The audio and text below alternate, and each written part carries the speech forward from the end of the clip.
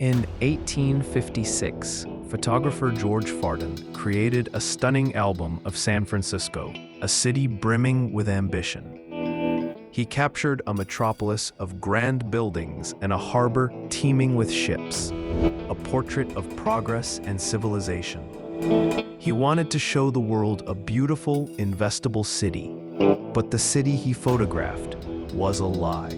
Because while Fardin was framing these pristine streetscapes, a secret army was taking over.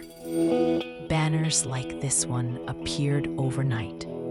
Justice wasn't found in courtrooms.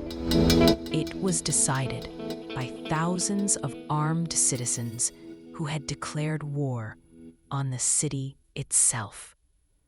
Welcome back to Old West Unseen. Today, we uncover the violent truth hidden behind the first great photo album of America's wildest city. This was the face of official San Francisco, a grand city hall, projecting an image of stability and lawful governance.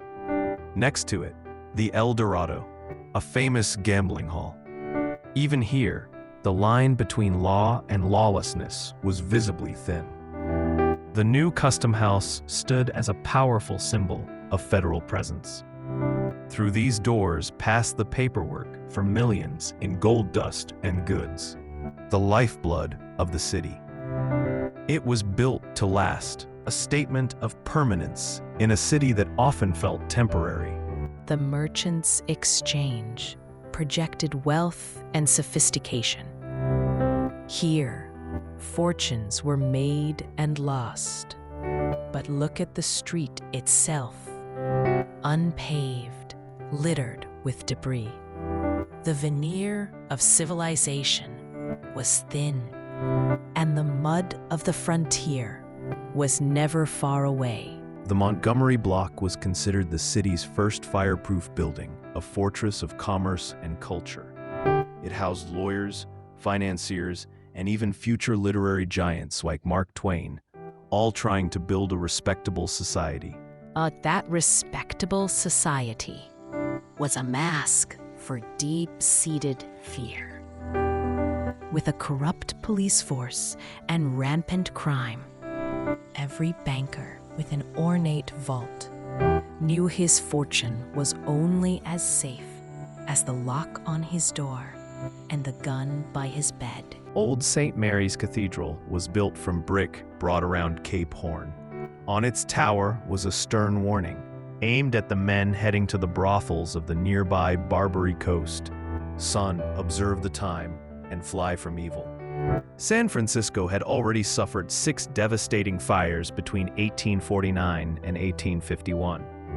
Ornate firehouses like the monumental Engine House were more than just practical. They were symbols of defiance against the city's most relentless enemy. But beyond the threat of fire was the simple, grinding reality of 19th century life. This death register from the following year tells a quiet, grim story. Notice the birthplaces: England, Italy, China, Ireland. A global population drawn by hope, often meeting an early end. The city's central square, Portsmouth Plaza, was the epicenter of this volatile mix. On one side stood symbols of order. On the other, the infamous Bella Union, one of the most notorious gambling halls and saloons in the West. Kearny Street was a river of commerce. The density of signs tells the story. Hardware, books, paint, and daguerre galleries. The new technology of photography that promised to capture this fleeting reality. Everyone was here to make a living, or a fortune. And here is the boomtown reality in plain sight. Imposing brick buildings rise directly from a street of dirt and mud. The air would have been thick with the sound of hammers and saws, the smell of sawdust and horse manure. energy of a city being born. From atop Telegraph Hill, the scale of the explosion becomes clear. In less than a decade, a sleepy village had become a metropolis of wood. Each roof represents a dream, a risk, a life, and each one is a potential spark in a citywide inferno. From another angle, looking out from Russian Hill, the story is the same. Relentless, seemingly unplanned growth. The city was a living organism, consuming the hillsides, sprawling in every direction, as thousands more arrived each month, and they all came by sea. The harbor was a forest of masts, a testament to the global fever of the gold rush. Many of these ships would never leave, abandoned by their crews who rushed inland, their rotting hulls eventually buried to create more land. This area was ironically named Happy Valley, but even here, industry was taking root. The large mechanics building shows that the city wasn't just about gold. It was about the foundries, workshops, and factories needed to support the boom. This simmering tension was nothing new. This is a membership certificate for the first Committee of Vigilance from 1851. Its motto was Fiat Justitia Ruet Caelum, let justice be done, though the heavens fall. They had seized control of the city once before. And they had formed in opposition to the city's political machine, the so-called Law and Order Party, seen by many as protecting criminals. While they held official power, they were losing the people. And the quiet street in this photo speaks volumes. Into this fray stepped James King of William, a failed banker who found a new calling as a crusading newspaper editor. His paper, the Daily Evening Bulletin, became the city's conscience, relentlessly exposing graft and naming corrupt officials. One of King's targets was this man, James P. Casey, a city supervisor with a fiery temper and a well-hidden secret, a criminal past, including time served in New York's infamous Sing Sing prison. When King published this truth, Casey was enraged. On May 14, 1856, Casey confronted King on the street and shot him. This was the spark. Within days, the Second Committee of Vigilance was born. They took over this building, fortified it with sandbags, and grimly renamed it Fort Vigilance. This was not a disorganized mob. The committee was a disciplined force of nearly 8,000 merchants, sea captains, and workers. They paraded through the streets in massive reviews like this one, clear and silent threat to the city's official government. When James King of William died from his wound, the city held its breath. The committee acted.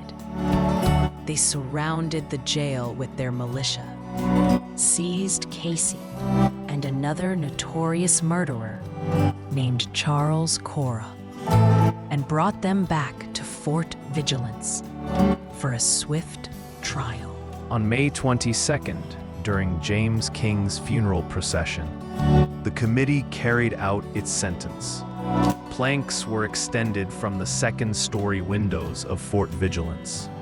Before a crowd of thousands, Casey and Cora were hanged, cementing the committee's absolute control over San Francisco. But history is rarely simple.